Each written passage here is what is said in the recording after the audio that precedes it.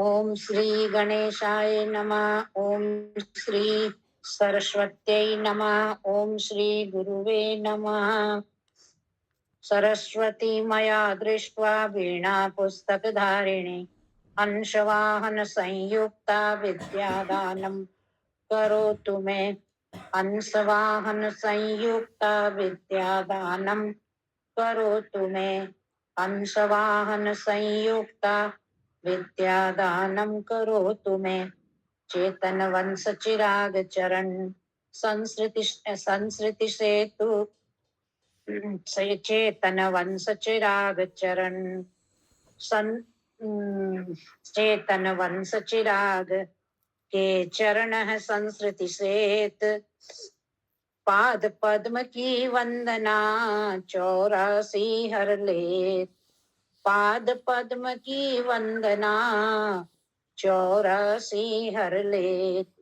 ओम शांति शांति शांति। प्रभु प्रेमियों, भगवान अपने अनन्य भक्त की हर एक आकांक्षा पूरी करते हैं और उसके हर एक वस्तु का ध्यान रखते हैं। ये कहानी के माध्यम से हम इसी बात को समझेंगे, कैसे भगवान अपने भक्तों का योगक्षेम वहन करते हैं और हर एक वस्तु का ध्यान रखते हैं। एक गांव था समुद्र के किनारे। वहां बहुत सारे व्यक्ति बस्ती में रहते थे। वहां एक वृद्धा माता निवास करती थी, जो कि भगवान कृष्ण की अनन्य भक्त थी। यहाँ तक कि भगवान कृष्ण से वो बातें भी किया करती थी। गरीबी में गुजारा करती थी, लोगों के घर में जा जाके सफाई आदि का काम करती, और उसको कोई कोई सुखिया के नाम से भी जानते थे। पर वो उसका नाम असलियत में वो कृष्णाबाई के नाम से प्रसिद्ध थी, भगवान कृष्ण की अनन्य भक्ता होने के कारण। एक बार ऐसा हुआ, भगवान कृष्ण ने उसको स्वप्न दिया और भगवान कृष्ण कहने लगे कि कल सुबह होते होते और इस गांव में ऐसी भयंकर बाढ़ आएगी कि सारा का सारा गांव समुद्र में बह जाए। तो इसलिए जितना जल्दी हो सके यहाँ से निकलने का प्रयास करो। उस वृद्धा माई ने भगवान कृष्ण का संदेश सारे गांव वालों को बताया, परंतु गांव वाले उसको पागल कह के उसका मजाक उड़ाने लगे।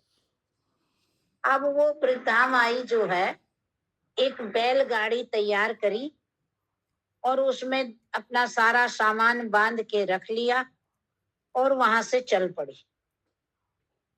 जाते जाते उसको भगवान कृष्ण की प्रेरणा हुई कि हे माँ, तू जो रोज मेरे को माला पहनाती है बना के, वो सुई तो तेरी झोपड़ी में ही रह गई।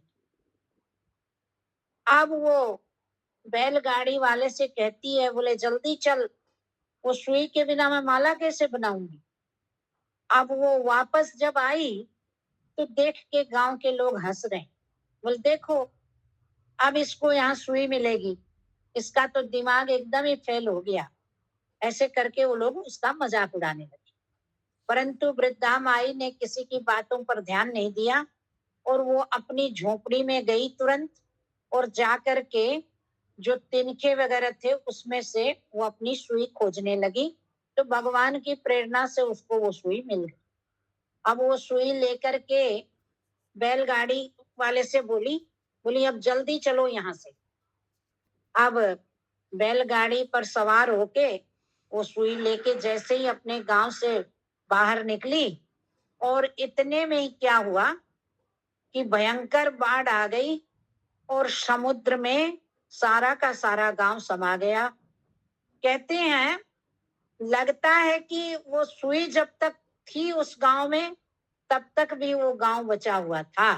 इतने भक्त के हर एक वस्तु में शक्ति होती है भगवत नाम की।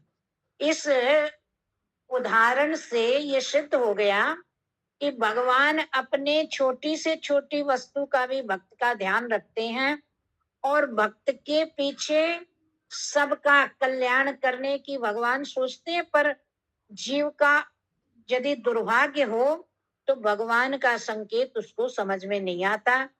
और वो बैलगाड़ी वाला भी भगवान का अनन्य भक्त था, तो उसको भी भगवान ने बचा लिया और उस वृद्धा का भी जीवन का कल्याण किया और दोनों ही भगवत धाम के अधिकारी बने। तो इस उदाहरण से हमें ये समझ में आता है कि यदि भक्त भगवान के अनन्य शरणागत हो जाए तो भगवान भक्त का हर एक कार्य सुधारते हैं और उसको अपने स्वधाम की प्राप्ति भी कराते हैं।